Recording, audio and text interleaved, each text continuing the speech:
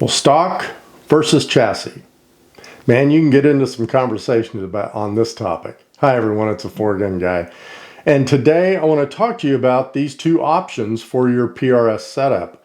Now, I'm not going to do a review on this new stock that you see here. That's coming in a later video.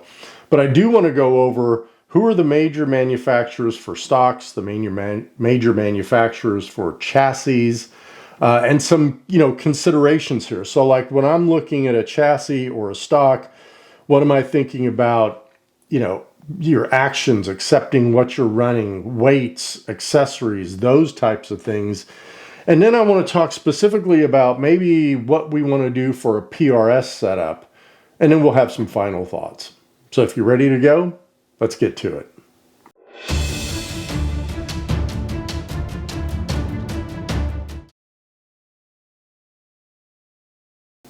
Well, basically, when you're talking about a stock, you're talking about just a few or a handful of manufacturers for those, right? And it really boils down to Manners, which is Manners Composite Stocks, goes to Foundation, which is what this is, and then others like, like Magpul. So if you're going to run like an AR platform, like an AR-10 platform or something in PRS, you might look at Magpul or some other manufacturers for those specific kinds of platforms.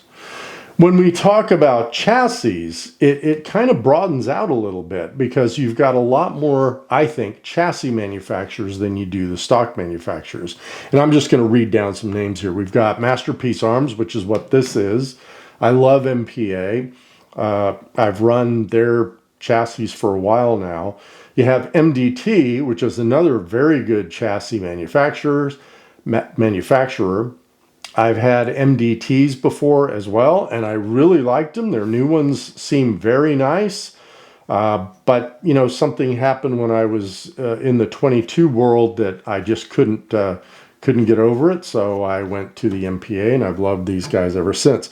You have XLR, KRG, and Graybow are some of the other chassis manufacturers, but some of those also have stock-like chassis.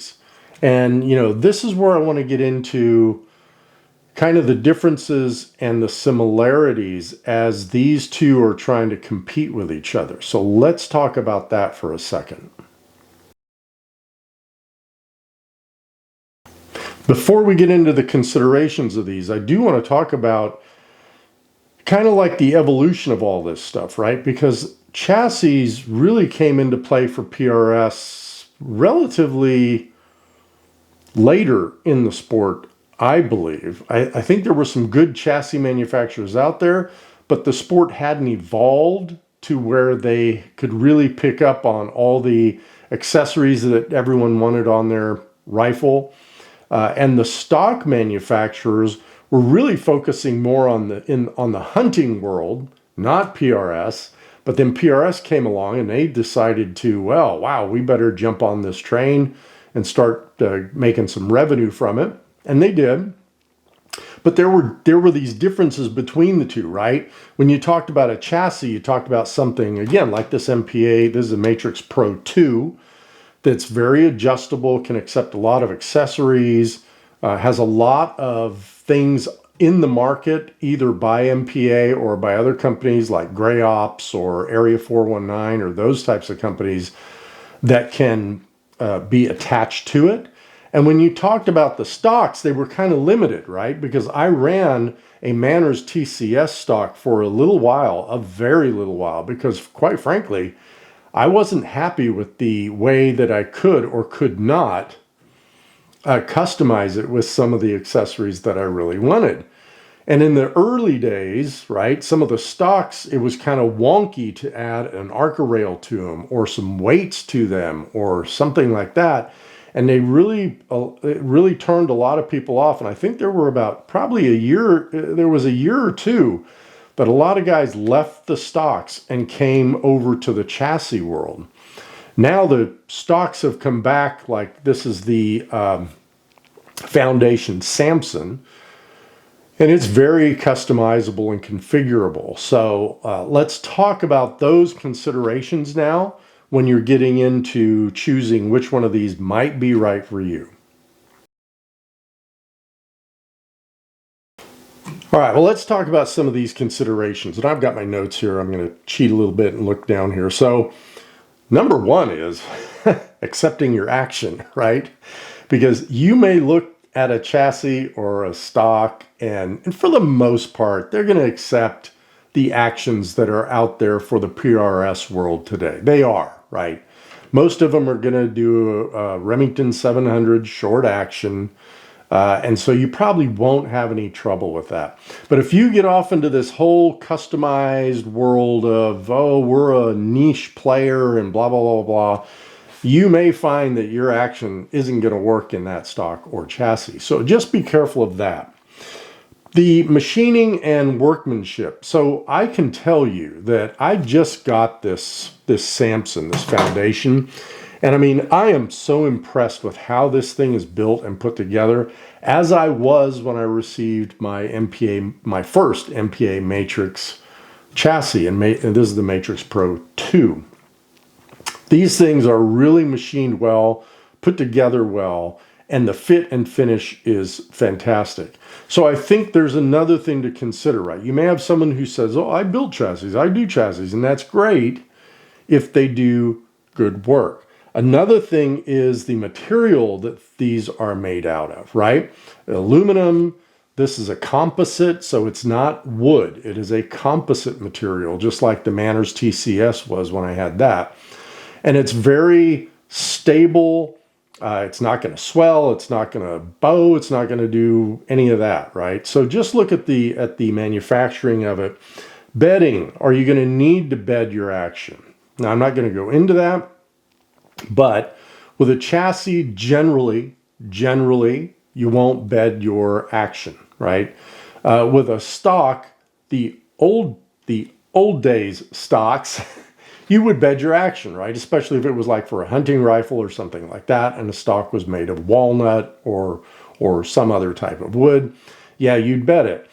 These new stocks claim that they do not need to be bedded. Accessories, the mounting, the weights, and all that stuff. I just touched on this earlier, but let's touch on it again. Things like the MPA Matrix Pro, man, I could attach a blender to this thing if I wanted to, right? I mean, there's so many attachment points to this thing.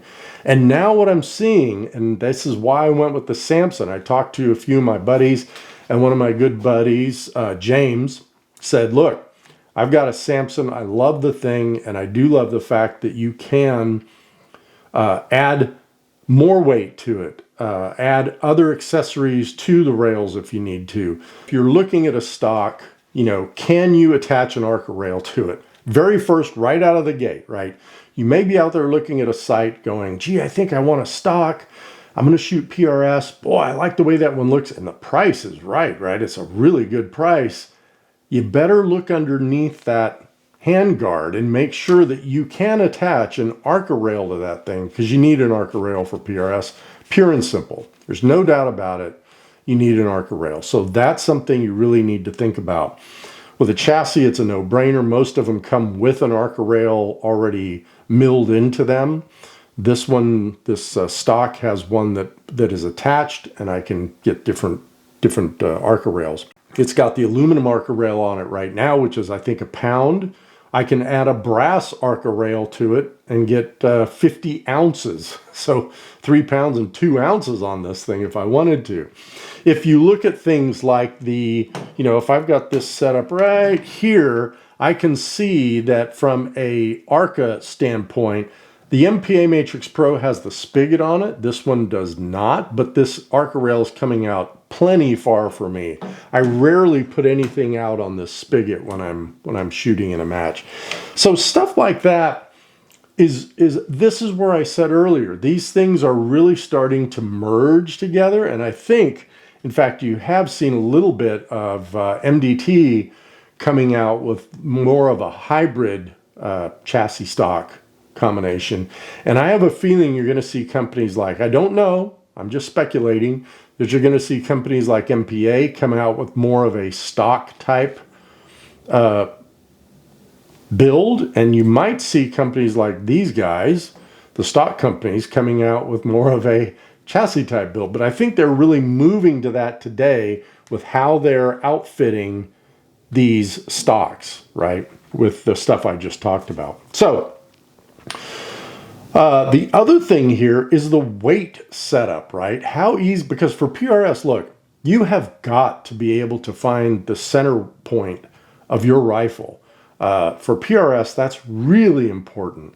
And again, a year and a half, 2 years ago, I would give that to the chassis. I would say, yep, and that's why I went back to a chassis from that Manners TCS. I couldn't get the weight right. And then I was adding scuba diving weights to the front of it. But there are other weight considerations and accessories I can put into this. I can put more, these are aluminum side rails. I could put brass side rails in there, which will add some weight and so forth.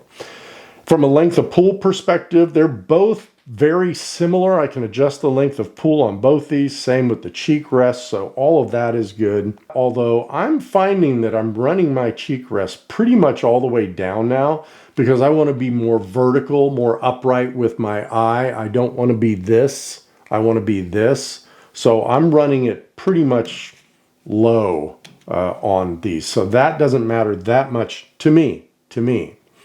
And then the feel when you're shooting it, when you're handling it, when you're managing it, the weight balance, talked about that a little bit ago. But when you shoot these things, does a stock really feel that much more dampened than a chassis? Companies like MDT came out with their new ACC Gen 3, I think it is, might be the Gen 2, and it's really got some dampening built into it. I haven't shot one, but they look like they're very, very nice and very quiet. I really call that quiet, the quietness of it when you break the shot. I'm going to be very interested to see how this Samson does when I mount this barreled action in there. And this is my 6mm BRA, so it's not going to have that much recoil on it anyway. And if you look at the end of this thing at what I'm running, the Botnia, yeah, it doesn't recoil at all. So look at my video on that. But we'll see how that works from a dampening standpoint. So I tell you what, let's get to some final thoughts. Should be short, and we'll wrap this one up. Well, final thoughts are going to be pretty quick. I think we've covered everything, right? Just make sure you're going to get something, if you go with a stock, that's going to accept some accessories, some rail accessories. It's going to accept an ARCA rail. Your action is going to be mountable in it. Same thing with a chassis, right? Don't go with that cheap chassis that is going to be so unconfigurable that you're not going to be able to put the weights on it you need or anything else you need. And same with the stock. Now, I also want to say, don't become a cool kid, right? Don't go to a match, go to the range, and you see all these guys running a $2,000 Foundation Samson stock.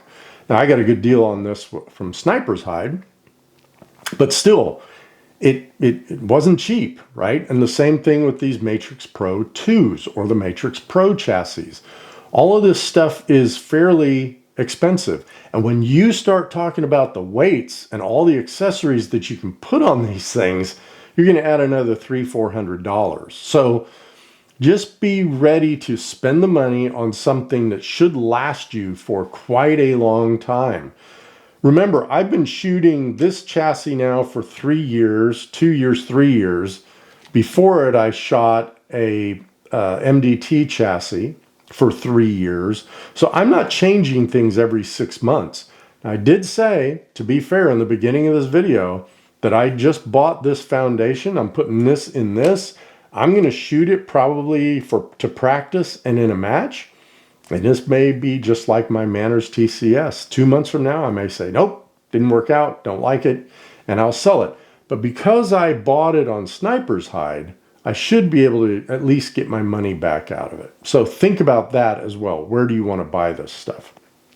Secondhand market, or do you want to pay retail? That's fine too. Let's see. And I also did say that, look, I think the stocks are moving towards chassis. Chassis are moving towards stocks. So they're kind of merging, and you are getting that compatibility and the kind of the likeness between the two. I think it's going to come down in another year or two to, I don't know, maybe it's going to come down to the aesthetics of it, because they are getting so very close to each other. And the last thing I want to say, and this is some input from my group, my Walker County Precision group that I am a team member on, and I shoot the guys I shoot with. And I've said this in other videos. Look, go to a match, right? Shoot a match. The match I go to up out in Navasota, Texas, they have a bunch of loaner rifles, a bunch. Some are in chassis, some are in stocks. Shoot those. Go to a match if it's your first. If you haven't even gotten into this game, go to a match, spend the money there. Use a loaner rifle. It may not be perfect. You may not hit every target. I don't care about that. Don't go there with that in mind. Go there to see, wow, did I really like that chassis? Did it feel good? Did that stock feel solid? Was it kind of a dampening feeling when I broke the shot? I would say go to 2, 3, 4 matches, 2 or 3 anyway. You're paying for their ammo. That way you don't have to go out and buy it or do anything, and try those rifles out. And you'll also be able to start looking through different scopes. You'll be feeling different trigger pulls, different cartridges, right? Different calibers maybe even. So there's a lot to be said for going there and trying out a loaner rifle. Look, I hope you make the right decision for you. This is about you. It's not about me. It's not about what Tony wants or the pros say they do or want or whatever. It's about what's going to work with you, where you are in your journey. Are you just starting? You don't have a lot of money to spend? Then maybe you get some production rifle that is either a chassis or a stock. Go with that. And I've got another video coming up very shortly after this one on cartridge selection. So stay tuned for that. Then I also have the video for this action in this stock, and we're going to run through the benefits of this Foundation Samson. We're going to take it to the range, see how it feels, see how it operates, and we'll go from there. Hey, thanks for watching, everyone. I really do appreciate the likes, comments, subs. Please have someone sub on the channel. It really helps us out. And until next time, choose the right thing and shoot straight.